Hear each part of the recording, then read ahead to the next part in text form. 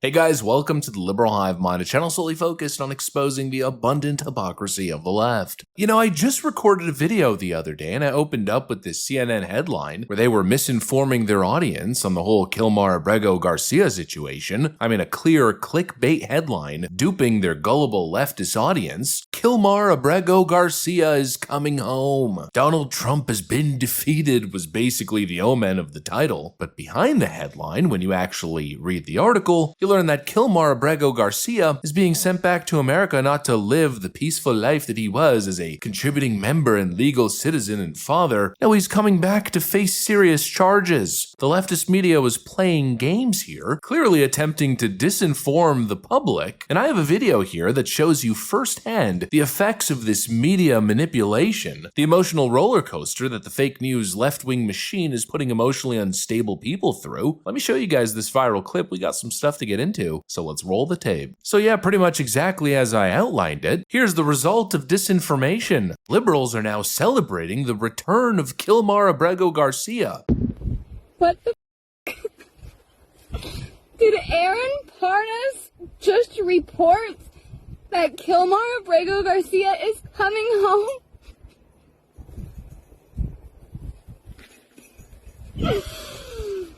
Donald hasn't had a win since November! Donald hasn't had a win since November! You son of a bitches! Oh my god, and all the haters that kept saying he's not coming home. Donald is a loser! Oh my god, I'm so, holy, I'm so happy! Oh my god! The resistance! Oh, I love it. Oh, we're in a good place. Yeah, who's gonna tell her? He's coming home, the people are screaming. Donald Trump has been defeated. Then surprise, surprise, you learn that he's not coming home to a hero's welcome, but rather to face a laundry list of major charges. Conspiracy to commit alien smuggling in violation of Title 8 U.S.C. 1324. We want to thank President Bukele for agreeing to return Abrego Garcia to the United States. Our government presented El Salvador with an arrest warrant, and they agreed to return him to our country.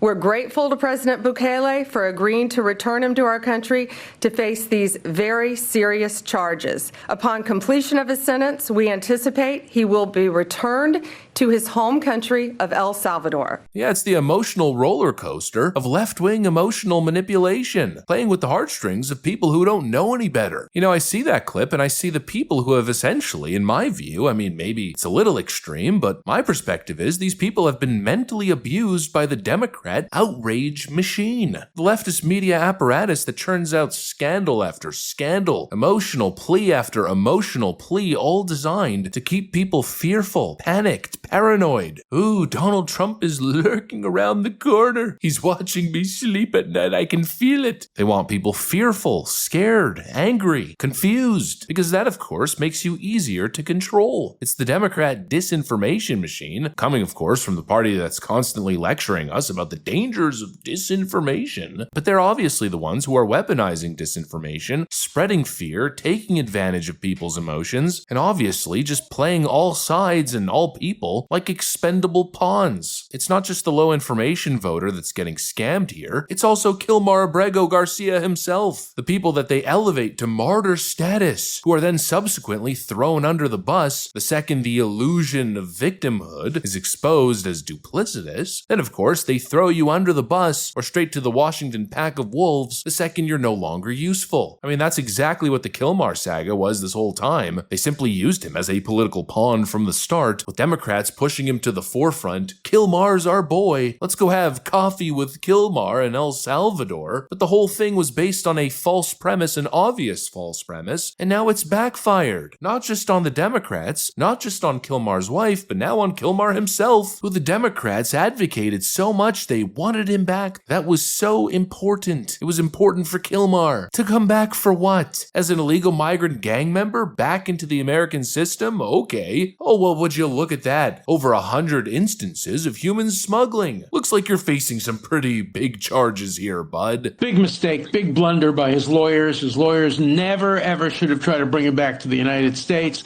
They should have filed a motion having him transferred from El Salvador or Nicaragua, where maybe there was some fear, to another place, say Argentina or Brazil. He might be a free man today if they had done that. Remember that he was ordered deported. The only flaw in the order was where he was sent, not whether he was sent. And so I think he may spend a long time in prison. If he's found guilty, he's presumed innocent.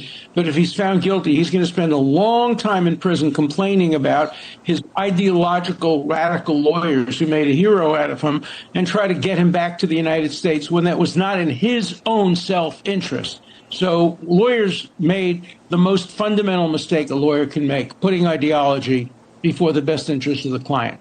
The Department of Justice has indicted the illegal alien terrorist from Maryland, the so-called Maryland man, who is actually a foreign terrorist from El Salvador, to make him face justice for his monstrous crimes against humanity. Another huge win for the Trump administration. Thanks to weeks of investigative work, this illegal alien monster is going to be held accountable for his terrible crimes against women and children. And then guess what, Sean?